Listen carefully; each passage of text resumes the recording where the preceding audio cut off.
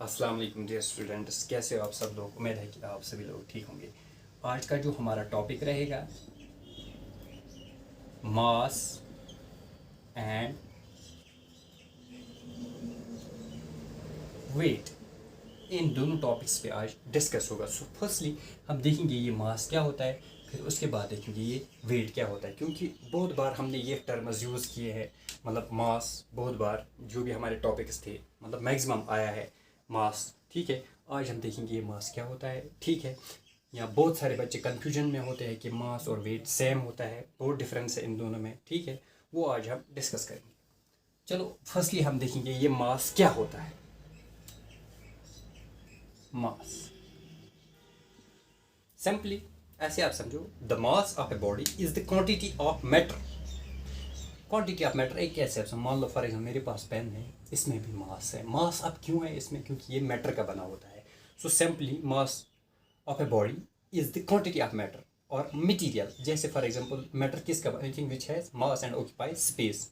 Space पकड़ रहा है ना, ये भी किसका बना हुआ होता है, एटम्स मॉलिक्यूल्स का बना होता है। केमिस्ट्री में आपने पढ़ा होगा। ठीक है, सो अगर मैं मास डिफाइन करूंगा, so the mass of a body is the quantity of matter, is the quantity of matter, या और ऐसे भी आप सब बोल सकते हो, और मटेरियल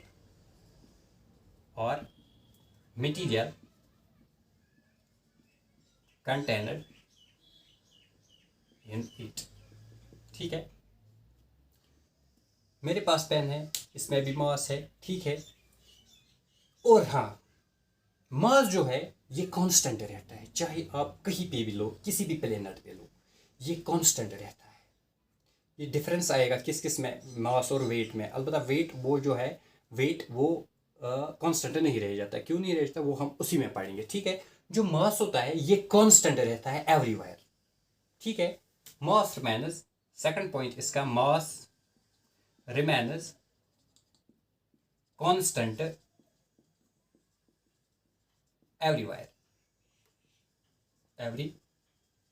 ये आप कैसे समझोगे, जैसे फॉर एग्जांपल मेरे पास ये पेन है, अगर फॉर एग्जांपल इसका मास ऐसे आप समझो, चलो कुछ ग्राम्स है इसका, जैसे फॉर एग्जांपल 200 ग्राम्स है। ठीक है, अगर फॉर एग्जांपल मास यहाँ पे इसका 200 ग्राम्स है, अगर हम इसको कहीं और भी लेंगे, किसी और प्लेनेट चाहे मून पे लेंगे, इसका मास सेम रहेगा।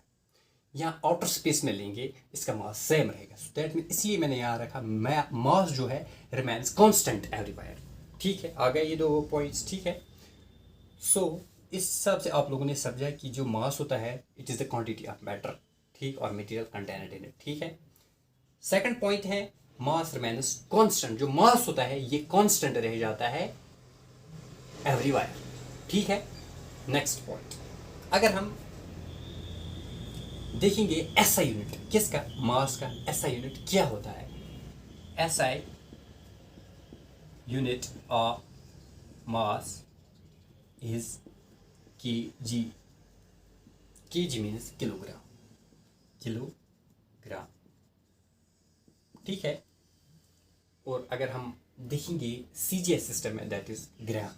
ठीक है, नेक्स्ट पॉइंट इसका क्या है कि मास जो है ये स्केलर क्वांटिटी है। Mass is a scalar quantity, mass is a scalar quantity. फिलहाल बस इतने पॉइंट्स आप याद रखो। मास क्या होता है, mass of a body is the quantity of matter और material contained in it. Mass constant रह जाता है कहीं भी, किसी भी प्लेनेट पे, आउटर स्पेस में कांस्टेंट रह जाता है। ऐसा यूनिट मास दैट्स केजी। ठीक है, मास जो है ये स्केलर क्वांटिटी है। ठीक है, आई होप कि आप लोगों को ये सारा समझ में आया होगा।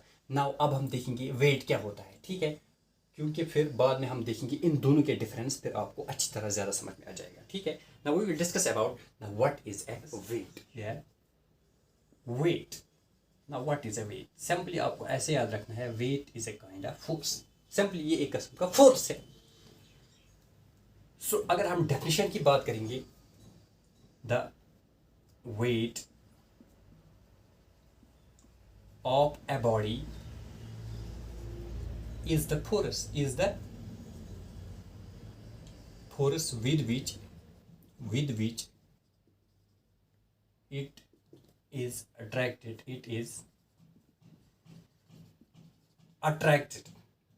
कहाँ अट्रैक्ट हो जाएगा? सिंपली जैसे फॉर एग्जांपल मेरे पास ये पेन है, ठीक है, तो अगर मैं इसको फ्री करूँगा तो ये कहाँ जाएगा? Towards the earth. सो इसको कौन अपनी तरफ खींच रहा है? अर्थ। क्यों? Due to acceleration, due to gravity, force से खींच रहा है, ठीक है। सो इसी तरह आप यहाँ समझो the weight of body is the force with which it is attracted, simply आप लोगों ने देखा होगा स्प्रिंग बैलेंस होती है ना हमारे पास, वो स्प्रिंग बैलेंस है ना, वो हमें वेट देती है। और याद रखना उसमें वो मास नहीं देती है, ओनली वेट देती है, ठीक है। The weight of a body is the force with which it is attracted towards the towards the centre of earth, towards the centre of earth, centre of the earth, ठीक है। या हम ऐसे भी बोल सकते हैं कि जो फोर्स होता है किसका? The force of earth's gravity acting on any object या एनी बॉडी। जैसे फॉर एग्जांपल मेरे पास अभी जो मैंने दिखा है कि मेरे पास ये मार्कर था, मैंने इसको रिलीज किया, ये कहाँ गया? अर्थ की तरफ। क्यों? Due to acceleration, due to gravity. So वहाँ पे एक फोर्स का होता है, वो ऑलरेडी आप लोगों ने डिस्कस किया है कि वो क्या फोर्स होता है, ग्रेविटेशनल फोर्स, ठीक है। Is known as its weight, उसको हम वेट बोल सकते हैं, ठीक है। जैसे फॉर एग्जांपल ऐसे भी आप समझो,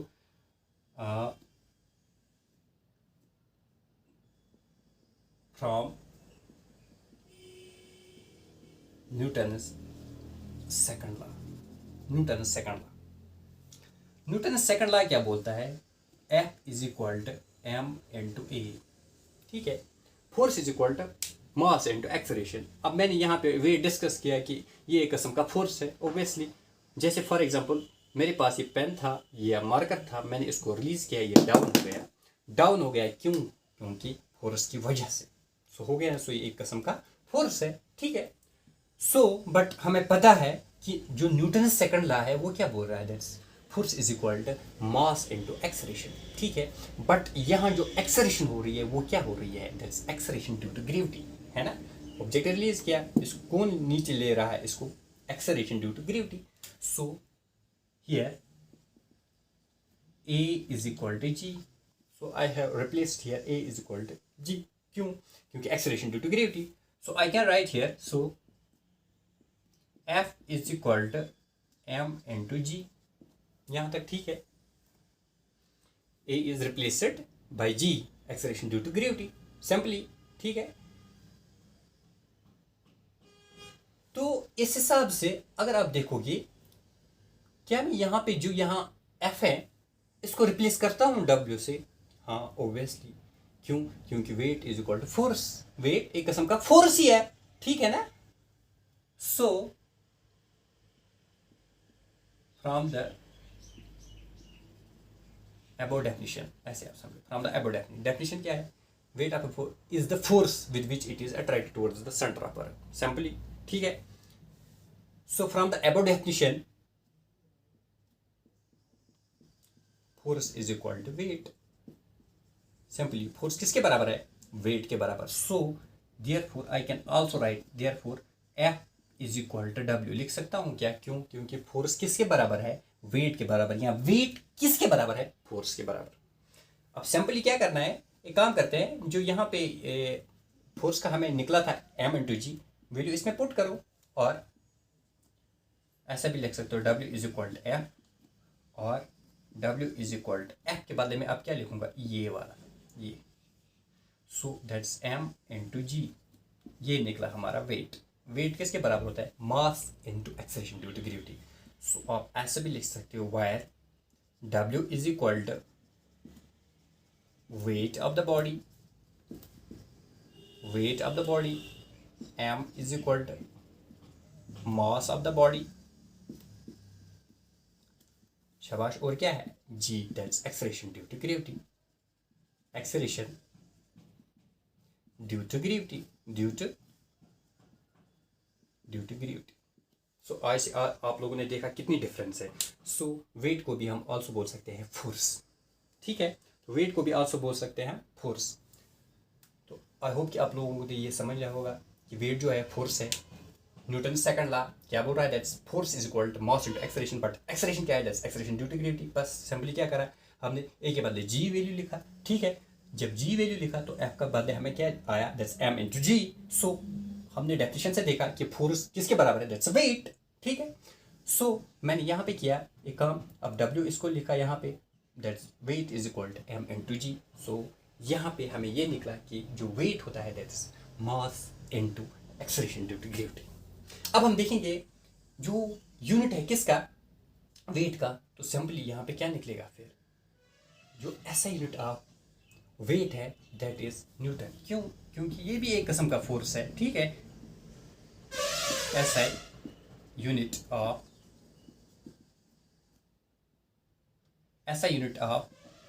wait is N means newton, ठीक है।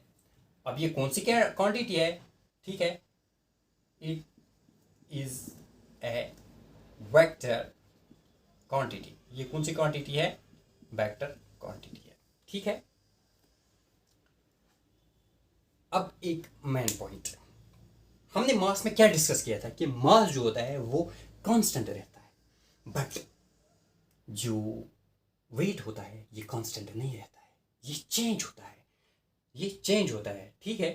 क्यों, अब क्यों चेंज होता है, क्योंकि यहाँ पे जी है, क्योंकि जी खुद कांस्टेंट नहीं है ना। हमने डिस्कस किया है वेरिएशन के बारे में, जी के वेरिएशन के बारे में, कि जो जी होता है ये कांस्टेंट नहीं रह जाता है, it varies from place to place. जैसे फॉर एग्जांपल अभी अर्थ पे अगर हम कोई किसी और जगह पे जाएंगे तो कुछ और वैल्यू आ जाएगा, ठीक है। सो इस हिसाब से हमने देखा कि जो वेट है it is not constant, it changes from place to place, it is not constant, it changes from place to place. So main difference है किस में, वेट में, कि वेट जो होता है वो चेंज होता है, वो कांस्टेंट नहीं रह जाता है, ठीक है। और हाँ, और एक बात, wait of a body can be zero, wait of a body can be zero. और मास में क्या होता है कि मास of a body can not be zero, ठीक है। सो मास जो होता है, मास में ए body can not be zero, और बट वेट में क्या होता है, weight of a body can be zero, ठीक है। ये कुछ फिर बाद में हम डिफरेंस भी पढ़ेंगे तो उसमें हम डिफरेंस भी लिख सकते हैं, ठीक है। और एक बात है यहाँ पे जो मैंने स्प्रिंग बैलेंस में बताया कि यहाँ जो स्प्रिंग बैलेंस हमारे पास होती है, स्प्रिंग बैलेंस बहुत लोगों ने देखा होगा जिसपे हम मतलब वेट करते हैं, ठीक है। तो उसमें क्या होता है कि हम उसमें ओनली वेट मतलब नापते हैं बट मास नहीं। तो spring balance gives us the weight not mass, ठीक है। तो ये था अबाउट मास एंड वेट के बारे में, ठीक है। फिर नेक्स्ट हम वीडियो में देखेंगे कि इनके दरमियान क्या डिफरेंस है, ठीक है। बस आपको कुछ पॉइंट्स याद रखने हैं, फिर ऑब्वियसली हम इनके दरमियान डिफरेंस भी देख सकते हैं। सो सिंपली अगर हमने देखा कि मास क्या होता है, mass of a body is the quantity of a matter और material container in it, simply, ठीक है। जो मास होता है वो कांस्टेंट रह जाता है, और जो एसआई यूनिट है उसका दैट्स किलोग्राम, और मास है दैट्स स्केलर क्वांटिटी, और जो मास होता है मास can not be zero, simply. फिर हम आए वेट पे, वेट क्या होता है, वेट एक किस्म का फोर्स होता है। फोर्स क्या होता है, the weight of a body is the force with which it is attracted towards the centre of Earth, ठीक है। न्यूटन सेकंड लॉ क्या बोलता है, force is equal to mass into acceleration, but यहाँ पे एक्सेलरेशन क्या है, that's acceleration due to gravity, ठीक है। सो अबाउट डेफिनेशन से हमें पता चला कि force is equal to weight, simply हमने इसमें वैल्यूज पुट किए तो वेट हमें निकल that's mass into gravity, acceleration due to gravity, ठीक है। तो ये आया वेट हमारे पास, ठीक है। ये आप लोगों को बहुत सारे न्यूमेरिकल्स में जरूरत पड़ जाएगा, डब्ल्यू वेट जो है दैट्स मास इनटू ग्रेविटी, ठीक है, एक्सेलरेशन ड्यू टू ग्रेविटी। ऐसा यूनिट क्या है इसका, दैट इज न्यूटन। अब न्यूटन क्यों है, क्योंकि वेट भी फोर्स ही है, ये याद रखना, वेट भी फोर्स ही है, ठीक है। वेक्टर क्वांटिटी है, ये कांस्टेंट नहीं रह जाता है, चेंज होता है, क्यों, क्योंकि यहाँ पे जी है। जब ऑब्वियसली हमने पढ़ा कि जी कांस्टेंट नहीं रह जाता है, चेंज होता है फ्रॉम प्लेस टू प्लेस, क्यों, अब अगर आपको फिर से भी ये मैं दोहराऊंगा, जो वैल्यू ऑफ जी है change from place to place, therefore weight of the body also change from place to place, thus weight of a body is not constant, simply weight of a body can not be zero. ये weight of a body can be zero, but जो mass होता है वो शाबाश zero नहीं होता है। ठीक है, तो आई होप कि आप लोगों को ये दोनों समझ में आए होंगे, वो मास और वेट। ठीक है, तो बस आज के लिए इतना ही। इंशाल्लाह नेक्स्ट वीडियो में हम डिस्कस करेंगे इनके दरमियान डिफरेंस। ठीक है, अल्लाह हाफिज़।